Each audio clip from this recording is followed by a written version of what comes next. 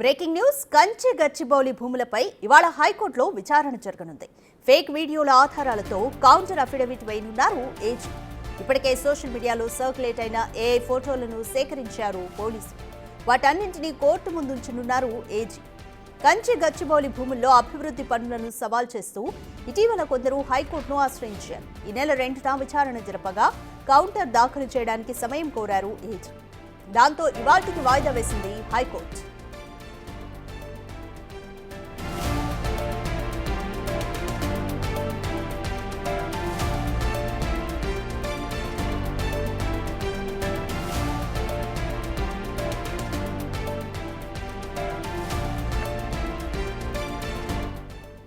కంచి గచ్చిబౌలి భూములపై ఇవాళ హైకోర్టులో విచారణ జరగనుంది.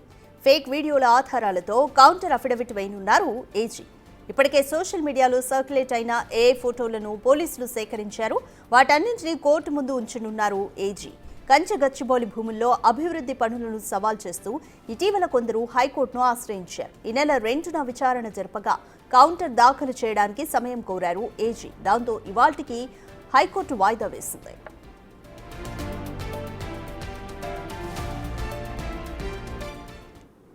అండ్ మోర్ డీటెయిల్స్ మా ప్రతినిధి సాగర్ అందిస్తారు. సాగర్, ఏజీ తరపు న్యాయవాదులు ఎటువంటి వాదనలతో ఈరోజు హైకోర్టు విచారణకు సంబంధించి సిద్ధంగా ఉన్నారు?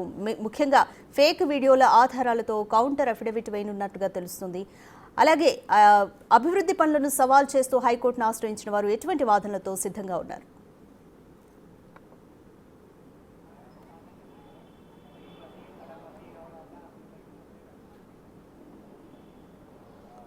కంచె గచ్చిబౌలి భూముల విషయంలో ఇటు వాటా ఫౌండేషన్తో పాటుగా మరికొంతమంది ఆ భూముల సర్వే నెంబర్లో గ్రీన్ జోన్గా ఉందంటూ పర్యావరణవేత్తలు కొంతమంది హైకోర్టును ఆశ్రయించారు.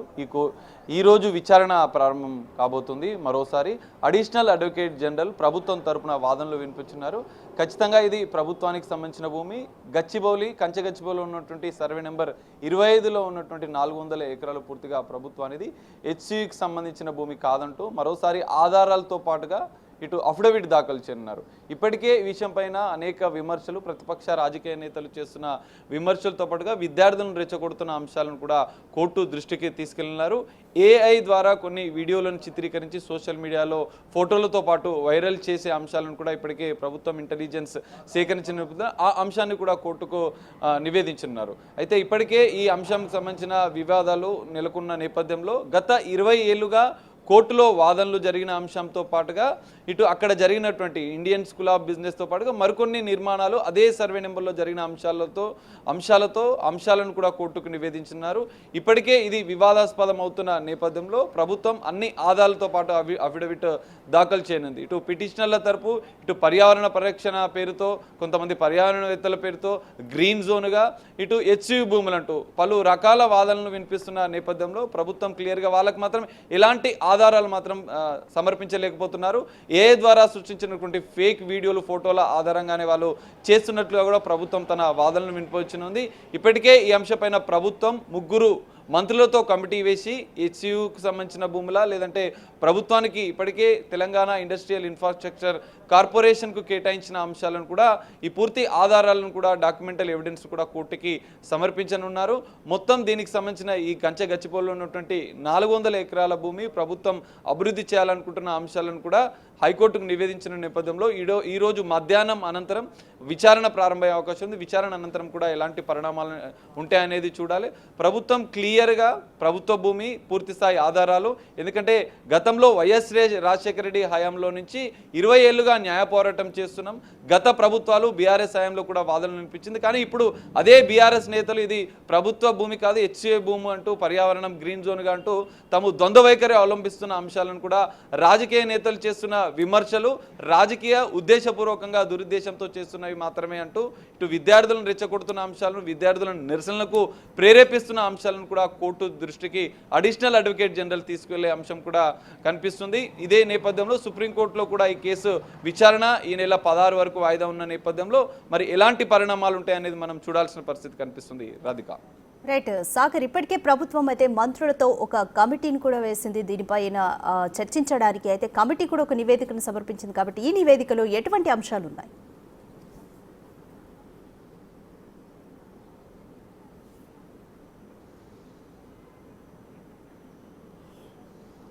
ఖచ్చితంగా కంచెబగచ్చిబౌలిలో ఉన్నటువంటి ఇప్పటికే గ్రీన్ జోన్గా కొన్ని ఆరోపణలు వస్తున్న నేపథ్యంలో అక్కడ ఉన్నటువంటి అధ్యయనం చేయడానికి కంచె గచ్చిబౌలి హెచ్సియు భూములపైన పూర్తిస్థాయి అధ్యయనం చేయడం, ఎందుకంటే గతంలో 2500 ఎకరాలు హైదరాబాద్ సెంట్రల్ యూనివర్సిటీకి కేటాయించిందన్న అంశాలు బయటకు వస్తున్న నేపథ్యంలో ఈ మొత్తం భూములపైన ప్రభుత్వం ముగ్గురు మంత్రులతో కమిటీ వేసింది.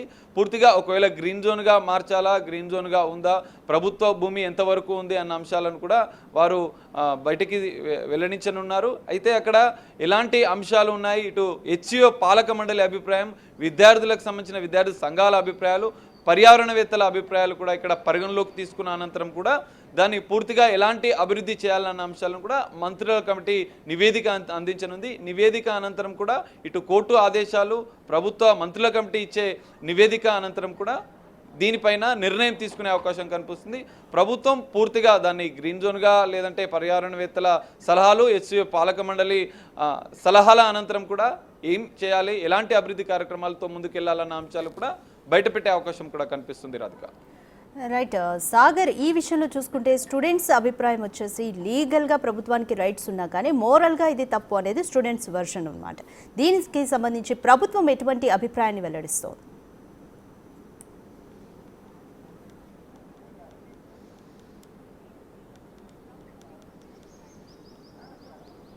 రాధిక, ఇప్పటికే చూసాం దీనిపైన పర్యావరణవేత్త గ్రీన్ జోన్గా ఒక అంశం బయటికి వస్తుంది. ఇటు హెచ్సియు భూములు అంటూ ఒక వాదన, ప్రతిపక్ష పార్టీ నాయకులు బీఆర్ఎస్ కూడా అది గ్రీన్ జోన్గా ఇప్పటివరకు చెప్పింది. మరి ప్రభుత్వం కూడా దాన్ని ఎకో పార్క్గా అభివృద్ధి చేయాలన్న అంశాలను మంత్రుల కమిటీ కొంత అభిప్రాయాల సేకరణలో కొంత వ్యక్తం అవుతున్న నేపథ్యంలో మరి పూర్తిస్థాయిలో యూనివర్సిటీకి సంబంధించిన కొంత భూమితో పాటుగా ప్రభుత్వానికి ఉన్నటువంటి కంచెగచ్చిబౌలిలో ఉన్నటువంటి 400 ఎకరాలను కలిపి అభివృద్ధి చేయాలన్న ప్రతిపాదనను కూడా ఒక మంత్రుల కమిటీ తీసుకెళ్లే అవకాశం కనిపిస్తుంది.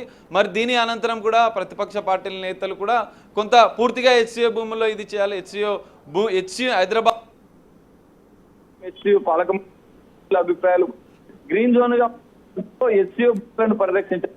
ఇటు హెచ్సియు భూములను పరిరక్షిస్తూనే ఇటు గచ్చిబౌలిలో ఉన్నటువంటి ప్రభుత్వానికి టీజీ 400 ఎకరాల భూములను రెండింటినీ కలిపి ఏ విధంగా అభివృద్ధి చేయాలన్న అంశాలను వారి అభిప్రాయాల అనంతరం కూడా మంత్రుల కమిటీ ఒక నివేదికను సమర్పించనుంది. ఈ నివేదిక అనంతరం కూడా ప్రభుత్వం ఒక కీలక నిర్ణయం హెచ్సియు భూములతో పాటుగా ఇటు గచ్చిబౌలిలో ఉన్నటువంటి 400 ఎకరాల భూమికి సంబంధించి కూడా కీలక నిర్ణయం ప్రభుత్వం తీసుకునే అవకాశం కనిపిస్తుంది.